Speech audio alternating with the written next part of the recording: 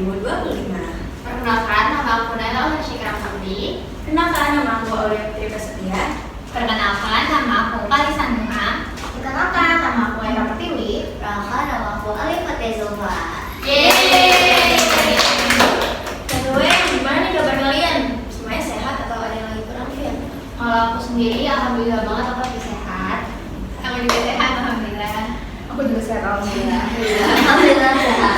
Alhamdulillah, aku juga sehat.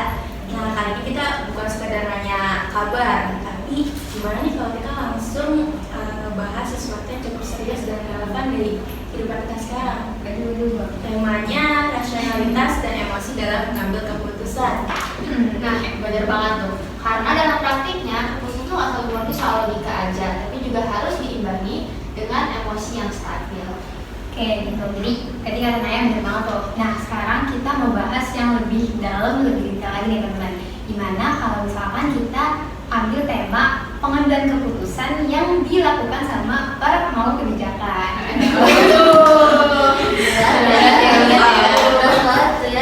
Oke, boleh ya kita bahas ini. Kayaknya mohon kita ini terlalu kejujuran gini.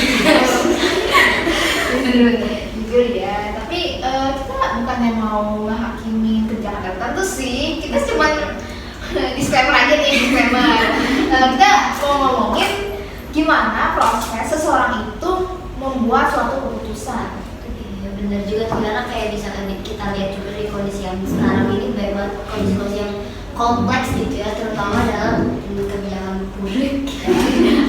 Benar. Jadi ya dari implementasinya, terus koordinasi antara para pejabat itu gitu ya, sama terutama kita nih guys, yang penting banget karena kita sebagai masyarakat gitu ya yang mengalami, yang emang ngerasain kebijakan itu langsung. Nah, ketiga hal itu, implementasi, koordinasi, sama respon kita sebagai masyarakat itu penting banget, punya tantangannya masing-masing. Betul tuh, jadi setiap tahapnya itu pasti saling berkaitan ya. Dan juga misalkan salah satu yang jalan, pasti efeknya bakal bisa kemana-mana. Tapi ya kalau misalnya kayak kita mau bahas semuanya satu-satu, durasi podcast kita ini nggak bakal cukup nggak sih guys? Banyak banget soalnya yang mau dibahas nih. Bener, apalagi kita kan di Indonesia gitu, kayaknya seru banget gitu. Bahas banyak hal gitu. Ya sih benar banget. Gimana kalau nanti kita mulai dari bahas salah satu topik yang mungkin sekarang lagi banyak dibahas juga sih. Mungkin salah satunya program MBK. Kalau MBK jujur, kaget banget ya, banyak banget berita soal anak yang keracunan MBK gitu. Nah, betul ya guys. Apa nih dari sumber yang aku dapat dari Badan Gizi Nasional atau BGM November 2025-nya, program MBG ini udah menyumbang sekitar 48%, udah setengahnya nih dari total kasus keracunan pangan di Indonesia, yaitu sekitar 211 dari total kasusnya, yaitu 441. Jadi kayak emang harus banget gak sih ada evaluasi serius di bagian pengawasan kualitas makanannya. Tapi kok bisa ya, padahal ini kan program besar dari pemerintah yang seharusnya perencanaannya itu bisa jauh lebih matang nggak sih? Jujur ya, soalnya menurut aku ya, kalau misalnya sampai ada keracunan kayak gitu, apalagi korbannya udah banyak banget, itu tuh pasti ada rantai proses yang harus dievaluasi lagi sih kata aku. Sama ini guys, kalau menurut aku nih, tadi kan kata Ira udah bener, tapi menurut aku sih ini faktor di dapurnya gitu ya, yang bikin makanan itu sama yang ngedistribusinya tuh ke anak-anak sekolah. Nah itu juga perlu banget diperhatiin sama pemerintahnya gitu. Nah, bukannya kayak gitu pasti ada bagian pengawasannya ya? Tapi emangnya kan bagian pengawasan ini kan ngomongin soal MBG gitu kan. Emangnya program makanan bergizi gratis itu ada gizinya atau enggak? Bentar ya, aku coba research dulu. Boleh. Soalkan. Nih, ada menurut Badan Gizi Nasional, mereka mengakui kalau misalnya ketersediaan tenaga ahli gizi itu tuh kayak belum merata bagi berbagai daerah. Jadi kayak banyak wilayah, terutama di daerah terpencil, itu tuh sulit mendapatkan ahli gizi, bahkan yang dengan kualitas sarjana. Makanya mereka tuh sering mengandalkan tenaga lain atau lulusan D3. Berarti emang perlu perbaikan ya, kayak kita nggak bisa nyalahin satu pihak doang, tapi secara sistemnya itu keseluruhan itu harus diperkuat lagi biar tenaga gizinya tuh bisa merata ke daerah-daerah lain gitu. Iya, benar banget tuh. Jadi udah mulai kelihatan ya kalau suatu kebijakan itu bukan sekedar kita pengen nunjukin hal baik atau niat baik kita. Tapi kalau dalam filsafat sendiri itu, keputusan nasional bukan hanya sekedar kita mempunyai tujuan yang benar, tapi juga ada pemikiran atau mempertimbangkan kesiapan sumber dayanya dan juga dampaknya dalam jangka panjang. Bener banget tuh, makanya emang kalau misalkan ya kebijakan dari pemerintah dibuat terlalu terburu-buru guys dan punya emosi sama stabil, itu pasti kacau banget tuh di lapangannya gitu ya, sebagai hasil dari dari keputusan yang dibuat itu gitu.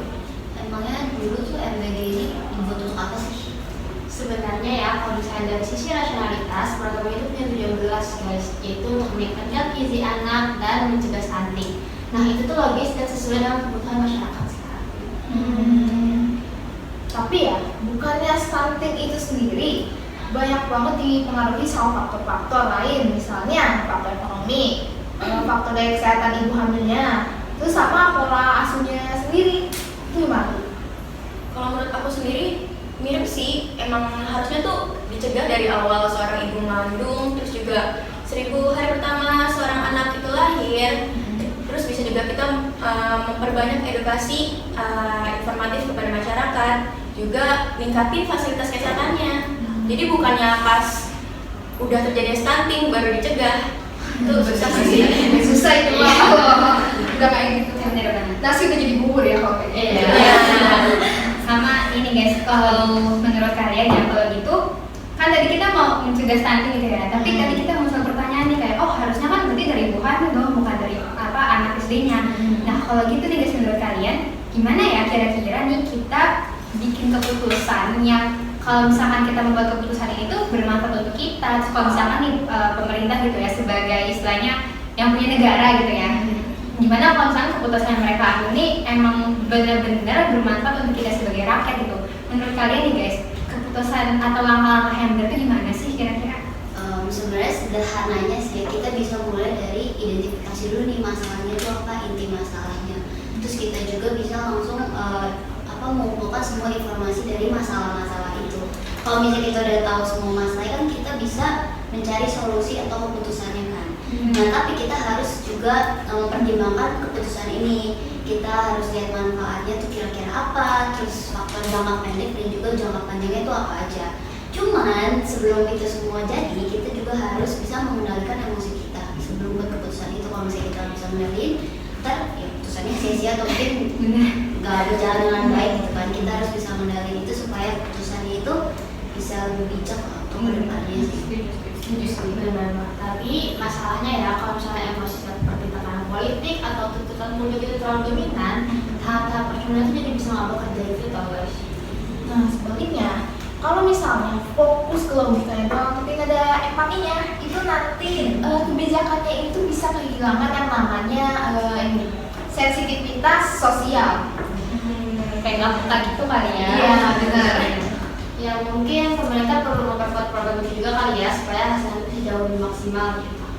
Benar, makanya emang kebijakan di situ tuh harusnya sejalan selaras gitu ya, paralel dengan peningkatan layanan dari pendidikannya. Karena kan kita ngebahas MBG yang itu untuk anak sekolah gitu. Jadi emang bukannya kita ngebahas kebijakan gizi aja, tapi juga harus ditingkatkan sama layanan pendidikannya, sama yang penting dari sisi kesehatan gitu. Karena kita ngomongin gratis nggak ada begitu gratis gitu ya. Tapi sih itu hubungannya sama kayak gizi tadi, kesehatan. Jadi emang selain ngomongin MBG-nya, kita harusnya ningkatin di pemerintah tuh harusnya ningkatin dari sisi kesehatan sama pendidikannya gitu.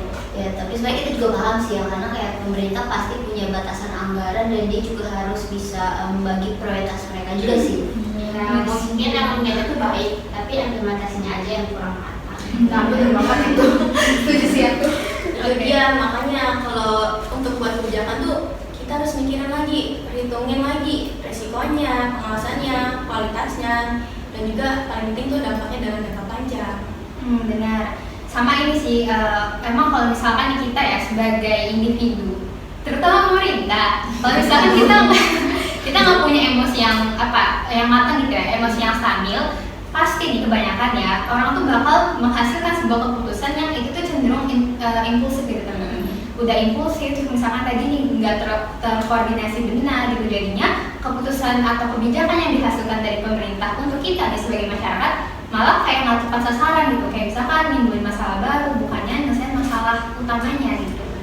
Setuju banget sih, karena ya kebijakan politik kan rumit banget ya, jadi wajar banget kalau misalnya ada kekurangan, yang penting mereka bisa terus memperbaiki itu. Bener banget. Pemerintah itu ya, kalau kata aku itu harus punya kemampuan pertama buat nahan ego, terus kedua nahan tekanan. Apalagi kan mereka kan ngatur negara ya, tekanannya gede banget pasti. Terus tapi harus tetap fokus juga sama kebutuhan masyarakat ya, jangan sampai salah sasaran. Terus jadinya kalau misalnya emosinya belum mateng gitu kan, kebijakannya kan jadi gak mateng juga, gak stabil gitu. Kitanya juga yang kena. Iya benar-benar. Karena sih pemerintah yang emang punya pemikiran yang dewasa secara emosional itu pasti bisa memiliki pikiran yang terbuka lagi, apalagi dengan feedback kita ya sebagai masyarakat, pasti dia bisa menerima itu dengan lebih baik lagi sih. Iya, bukannya malah anti kritik gitu guys. Dan emang ya harusnya nih, dan menurut aku ini harusnya sebagai pemegang kebijakan gitu ya, umumnya nih yang bener gitu istilahnya, kalau kita punya rasionalitas yang baik gitu ya, kemudian emosi yang matang, pasti deh kita bakal ngasih keputusan yang itu juga matang gitu, keputusan yang memang benar untuk kita jalani. Terus kalau misalnya kayak gitu berarti nanti kebijakannya lebih tepat sasaran ya. Terus Nah, jadinya masalah kayak MPG gitu bisa dicegah gitu, Iya, racunannya gitu ya. Bisa diminimalisir lah. Bener. Ya kita juga berharap sebagai masyarakat bisa ikut mengawasi dan memberikan masukan dengan cara yang lebih konstruktif lagi. Aduh, kayaknya bahasanya nih udah agak kejuran dikit. Iya, seru ya. Takut. Kenapa ya? Tapi ya dingin gitu ya. Tapi bagus lah, kita bisa membuka perspektif kita lebih luas lagi. Benar. Ya walaupun obrolan kita jurang tuh ya, ya semoga kita tetap punya apa ya, manfaat yang bisa diambil gitu ya dari obrolan kita hari ini. Setuju sih, karena kayak kebijakan sekecil apapun itu pasti yang ngaruhnya ke kita juga kan. Nah, apalagi nih kita emang sebagai masyarakat tuh merasa langsung, bukannya mereka yang bikin kebijakan itu. Nah, benar-benar sama ini guys, kalau teman-teman ada yang bilang kebijakan politik itu nggak berpengaruh ke hidup kita, itu salah banget ya guys. Nyatanya itu ngaruh banget ke kita, walaupun kita nih masih muda gitu ya, itu tetap aja ada ngaruh-ngaruhnya. Nah, kalau dari sini nih, kayaknya kita stopin dulu ya. Kayaknya ya. Jadi simpulannya apa nih guys? Ya intinya kebijakan publik itu harus berasal dari dua hal, yaitu logika yang rasional dan emosi yang matang. Karena tanpa kedua hal itu, kebijakan itu justru bisa membahayakan kita sebagai masyarakat. Setuju. Nah, jadi pemerintahan itu butuh banget orang-orang yang pintar, terus bisa berempati, terus apa lagi ya? Iya, kayak terbuka kali ya sama Iya, kita. bukan sama kritik, anti kritik ya. Nah, bener banget ya. Ya emang semoga aja gitu ya ke depannya negara kita tercinta punya pemimpin yang baik sama rakyatnya, yang punya emosi yang stabil, rasionalitas yang memang matang juga gitu, sehingga kebijakan yang mereka bikin tuh ya enak gitu kita menerimanya ya. Ya, jadi semoga juga untuk semua orang ya nanti kedepannya bisa mengambil keputusan yang lebih hati-hati lagi. Jadi keputusan itu bisa ya baik lah gitu ya. Pokoknya baik banget bener. Aduh. Ini sih emang kita semua udah saling setuju ya. Iya, setuju banget juga. Ya, udah oke deh guys, gitu dulu pembahasan kita hari ini. Ya semoga kita bisa ambil manfaat ya. Terutama untuk pemerintah nih yang kurang mendengarin masyarakatnya. Tingginya ya. Iya, tapi bisa juga untuk kita semua ya sebagai individu yang sering mengambil keputusan. Betul. Sebelum kita menilai pemerintah, kita bolehlah menilai diri kita sendiri. Wah, itu bener banget.